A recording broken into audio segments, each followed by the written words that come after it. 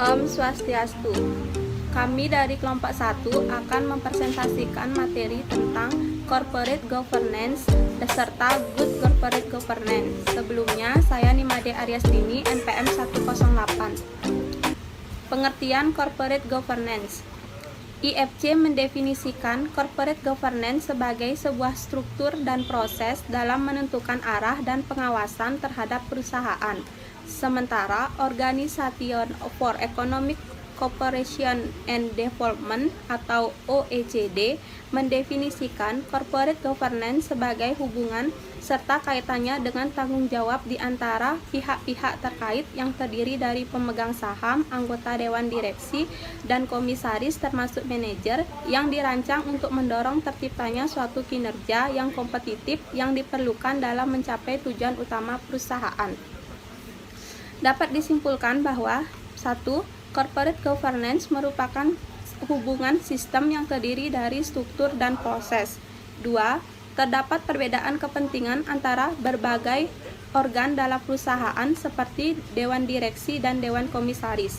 3. Perbedaan kepentingan antara pemilik perusahaan dengan pengelola perusahaan di mana secara umum merupakan masalah prinsipal agen dengan semua bagian berperan dalam menentukan arah dan pengawasan perusahaan. Alasan diperlukannya corporate governance. 1. Mendorong tercapainya kesinambungan perusahaan melalui pengelolaan yang didasarkan pada asas transparansi, akuntabilitas, responsibilitas, independensi, serta kesetaraan dan kewajaran. 2. Mendorong pemberdayaan fungsi dan kemandirian masing-masing organ perusahaan, yaitu dewan komisaris, direksi, dan rapat umum pemegang saham. 3. Mendorong pemegang saham, anggota dewan komisaris, dan anggota direksi agar dalam membuat keputusan dan menjalankan tindakannya dilandasi oleh nilai moral yang tinggi dan kepatuhan terhadap peraturan perundang-undangan. Banyak alasan yang dikemukakan tentang perlunya perusahaan menerapkan prinsip good corporate governance. Namun demikian, satu alasan utama yang dikemukakan para pakar adalah bahwa prinsip-prinsip corporate governance diperlukan untuk mengatasi masalah yang ada dalam pengelolaan perusahaan. Demikian presentasi dari saya. Baik, nama saya Igusti Ngurah Dukaswira, NPM 161, akan melanjutkan materi manfaat GC. Penerapan good corporate governance tidak hanya melindungi kepentingan para investor saja, tetapi juga akan dapat mendatangkan banyak manfaat dan keuntungan bagi perusahaan terkait dan juga pihak-pihak lain yang mempunyai hubungan langsung maupun tidak langsung dengan perusahaan. Berbagai manfaat dan keuntungan yang diperoleh dengan penerapan good corporate governance antara lain, yang pertama, perusahaan dapat meminimalkan agency cost, yaitu biaya yang ditimbulkan sebagai akibat dari pendelegasian kewenangan kepada manajemen, termasuk biaya penggunaan sumber daya perusahaan oleh manajemen untuk kepentingan pribadi maupun dalam rangka pengawasan terhadap perilaku manajemen itu sendiri. Nah, yang kedua, perusahaan dapat meminimalkan cost of capital, yaitu biaya modal yang harus ditanggung bila perusahaan mengajukan pinjaman kepada direktur sebagai dampak dari pengelolaan perusahaan secara baik dan sehat yang dapat gilirannya menciptakan suatu referensi positif bagi para kreditur. Yang ketiga, proses pengambilan keputusan akan berlangsung secara lebih baik sehingga akan menghasilkan keputusan yang optimal, dapat meningkatkan efisiensi serta terciptanya budaya kerja yang lebih sehat. Dan yang keempat, meminimalkan tindakan penyalahgunaan wewenang oleh pihak direksi dalam pengelolaan perusahaan agar menekan kemungkinan kerugian bagi perusahaan maupun pihak berkepentingan lain sebagai akibat tindakan tersebut. Yang kelima, nilai perusahaan di mata investor akan meningkat sebagai akibat dari meningkatnya kepercayaan mereka kepada pengelolaan perusahaan tempat mereka berinvestasi, agar dapat memudahkan perusahaan mengakses tambahan dana yang diperlukan untuk berbagai keperluan perusahaan, terutama untuk tujuan ekspansi. Keenam, bagi para pemegang saham dengan meningkatkan kinerja sebagai poin nomor 1 dengan sendiri juga akan menaikkan nilai saham mereka dan juga nilai dividen yang akan mereka terima. Yang ketujuh, karena pihak praktik good corporate governance karyawan ditempatkan sebagai salah satu stakeholder yang seharusnya dikelola dengan baik oleh perusahaan, maka motivasi dan kepuasan kerja karyawan juga diperkirakan akan meningkat sehingga tahap selanjutnya dapat meningkatkan produktivitas dan rasa memiliki. Yang ke-8, dengan sebaiknya pelaksanaan corporate governance, maka tingkat kepercayaan para stakeholder kepada perusahaan akan meningkat sehingga citra positif perusahaan akan naik. Dan yang 9, penerapan corporate governance yang konsisten juga akan meningkatkan kualitas laporan keuangan perusahaan. Saya Niputu Leody Utami, NPM 268 akan melanjutkan presentasi. Pengertian GCG. Pengertian Good Corporate Governance adalah seperangkat peraturan yang mengatur hubungan antara pemegang saham, pengurus atau pengelola perusahaan, pihak kreditur, pemerintah, karyawan, serta para pemegang kepentingan inter dan ekstern lainnya yang berkaitan dengan hak-hak dan kewajiban mereka, atau dengan kata lain suatu sistem yang mengatur dan mengendalikan perusahaan. Dalam buku Rahmawati tahun 2006, Good Corporate Governance didefinisikan sebagai seperangkat aturan dan prinsip-prinsip antara lain fairness, transparansi, accountability, dan responsibility yang mengatur hubungan antara pemegang saham, manajemen, perusahaan atau direksi dan komisaris, kreditur, karyawan, serta stakeholder lainnya yang berkaitan dengan hak dan kewajiban masing-masing pihak. Dapat disimpulkan bahwa pada dasarnya Good Corporate Governance adalah mengenai sistem, proses, dan seperangkat peraturan yang mengatur hubungan antara berbagai pihak yang berkepentingan atau stakeholder, terutama dalam arti sempit hubungan antara pemegang saham, dewan komisaris, dan dewan direksi demi tercapainya tujuan perusahaan. Selanjutnya, prinsip-prinsip GCG. Untuk mewujudkan konsep dan penerapan GCG yang efisien dan efektif, ada 5 konsep yang telah ditentukan oleh Komite Nasional Kebijakan Governance, yaitu yang pertama, transparansi atau transparan. Konsep ini berguna untuk menjaga objektivitas suatu perusahaan atau korporasi dalam menjalankan bisnis, yaitu dengan menyediakan informasi terbuka, jelas, mudah diakses, dan bisa dipertanggungjawabkan. Yang kedua, accountability atau akuntabilitas. Konsep ini untuk menganalisis sejauh mana kinerja yang telah dihasilkan oleh suatu perusahaan. Perusahaan harus mempertanggungjawabkan dan memberi kejelasan mengenai struktur, fungsi, sistem, dan elemen penting lainnya kepada stakeholder, dan juga menjelaskan segala pertanyaan yang diajukan oleh stakeholder terhadap hasil pencapaian perusahaan. Pertanggungjawaban. Konsep ini menuntut perusahaan untuk patuh terhadap regulasi dan peraturan yang berlaku. Yang keempat, kemandirian. Konsep ini mendorong perusahaan untuk profesional dalam mengelola bisnis sehingga tidak terjadi konflik kepentingan. Dan yang kelima, fairness atau kesetaraan dan kewajaran. Konsep ini menuntut hadirnya perlakuan yang adil dan bijaksana dalam rangka pemenuhan hak-hak stakeholder yang sesuai dengan peraturan perundang-undangan yang berlaku. Perkenalkan, nama saya Putu Ayu Krisna Depi Anita, NPM 286. Di sini saya akan melanjutkan presentasi yaitu prinsip-prinsip GCG berdasarkan OECD.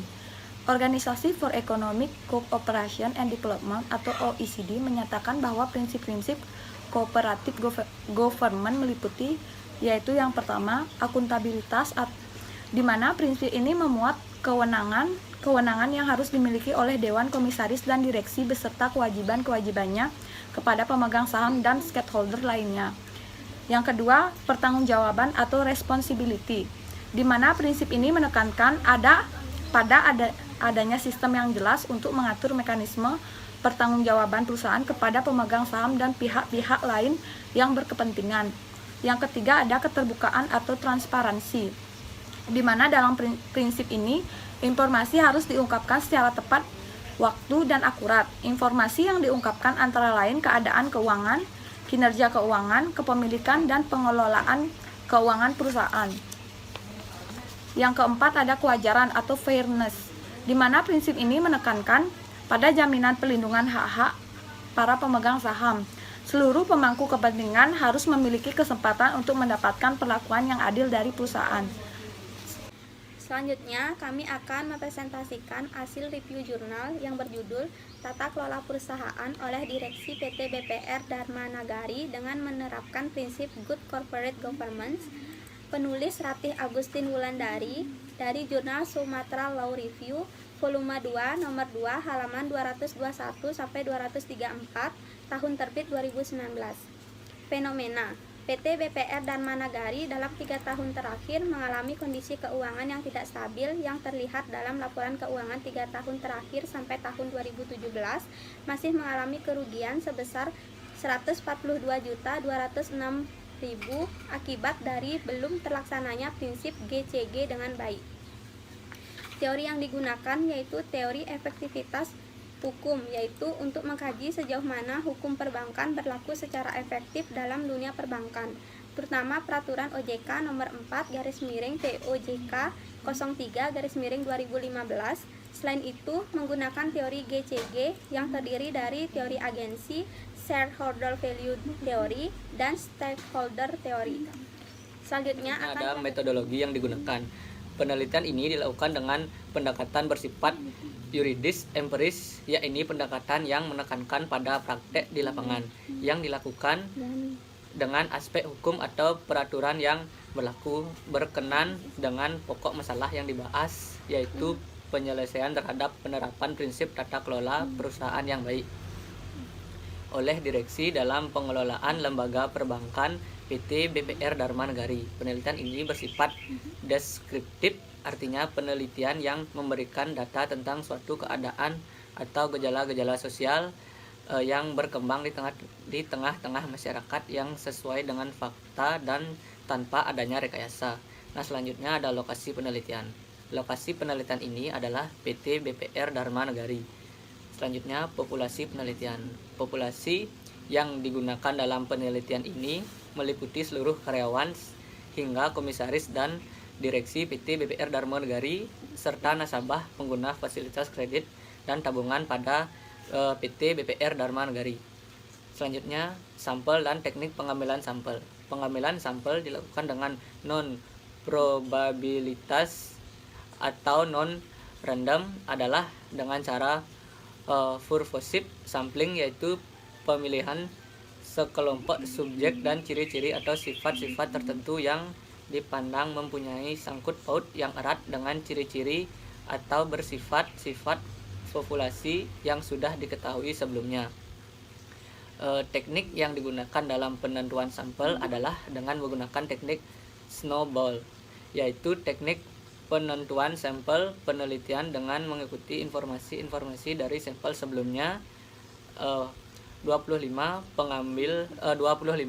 pengambilan sampel dengan teknik snowball dilakukan secara berantai. Selanjutnya, teknik analisis yang digunakan. Teknik analisis kualitatif digunakan untuk mengetahui bagaimana pengaruh secara kualitatif variabel terikat dengan variabel bebas. Sebagai syarat untuk melakukan analisis kualitatif yaitu dengan cara pengumpulan data dari lapangan dengan melakukan wawancara, pengolahan data dengan melakukan pemeriksaan terhadap jawaban-jawaban informan dan survei yang telah dilakukan dari data hasil wawancara. Penyajian data pada penelitian ini berbentuk uraian dari rangkuman hasil wawancara, membuat generalisasi yang berkaitan dengan teori dan peneliti membuat kesimpulan. Data dan metode. Pengumpulan data dalam penelitian ini dilakukan dengan melakukan wawancara langsung atau interview kepada seluruh karyawan, direksi dan dewan komisaris, stakeholder dan shareholder. Temuan. Faktor-faktor individu yang diuji pada penelitian ini terbukti memberikan pengaruh signifikan terhadap penerapan prinsip GCG. Faktor individu yang mempengaruhi landasan prinsip GCG adalah prinsip keterbukaan, prinsip tanggung jawab, prinsip independensi, prinsip kewajaran, prinsip akuntabilitas, di mana temuan ini wujud nyata prinsip akuntabilitas ini pada PT BPR Dharma Negari telah memiliki ketentuan yang mengatur tugas, wewenang, dan tanggung jawab Dewan Komisaris. Namun dalam pelaksanaannya dijumpai beberapa kelemahan seperti terdapat penetapan batas wewenang, memutus kredit untuk komisaris yang tidak sesuai dengan ketentuan, dan rapat Dewan Komisaris tidak terlaksana sesuai dengan ketentuan yang Selanjutnya, temuan. Faktor-faktor individu yang diuji pada penelitian ini terbukti memberikan pengaruh signifikan terhadap penerapan prinsip GCG. Faktor individu yang mempengaruhi landasan prinsip GCG adalah prinsip keterbukaan atau transparansi, prinsip tanggung jawab atau responsibility, prinsip independensi, prinsip kewajaran atau fairness, prinsip akuntabilitas, di mana ditemui wujud nyata prinsip akuntabilitas ini. PT BPR Dharma Negari telah memiliki ketentuan yang mengatur tugas, wewenang, dan tanggung jawab Dewan Komisaris. Namun dalam pelaksanaannya dijumpai beberapa kelemahan seperti terdapat penetapan batas wewenang, memutus kredit untuk komisaris yang tidak sesuai dengan ketentuan, dan rapat Dewan Komisaris tidak terlaksana sesuai dengan ketentuan yang berlaku. Selanjutnya yaitu kesimpulan. Berdasarkan penelitian ini, maka dapat disimpulkan bahwa kendala-kendala yang dihadapi oleh PT BPR Dharma Negari dalam menerapkan prinsip good corporate government adalah tidak berlakunya hukum secara efektif, terutama peraturan otoritas jasa keuangan nomor 04/POJK.03/2015, lemahnya penerapan manajemen risiko, lemahnya sumber daya manusia dan budaya pada PT BPR Dharma Negari yang tidak mendukung. Adapun hal-hal yang dilakukan oleh PT BPR Dharma Negari untuk mengatasi kendala-kendala tersebut adalah: pertama, PT BPR Dharma Negari melakukan pengawasan oleh SPI. Kedua, PT BPR Dharma Negari berupaya untuk meningkatkan sumber daya manusia. Ketiga, PT BPR Dharma Negari selalu mengikuti kegiatan yang bertujuan sebagai promosi. Dan keempat, PT BPR Dharma Negari melaksanakan penerimaan karyawan secara terbuka dengan melakukan seleksi secara bertahap yang bertujuan untuk memilih karyawan yang benar-benar memiliki kemampuan sesuai latar belakang pendidikannya, berpotensi, dan dianggap mampu nantinya melaksanakan tugas yang diberikan kepada mereka. Selanjutnya yaitu saran untuk penelitian selanjutnya. Penelitian selanjutnya dapat menambah variabel independen seperti manajemen risiko, pengalaman kerja Dewan Komisaris agar hasil penelitian ini lebih luas dan kompleks. Sekian presentasi dari kelompok kami. Mohon maaf apabila ada kesalahan kata. Kami ucapkan terima kasih. Santi Satyo.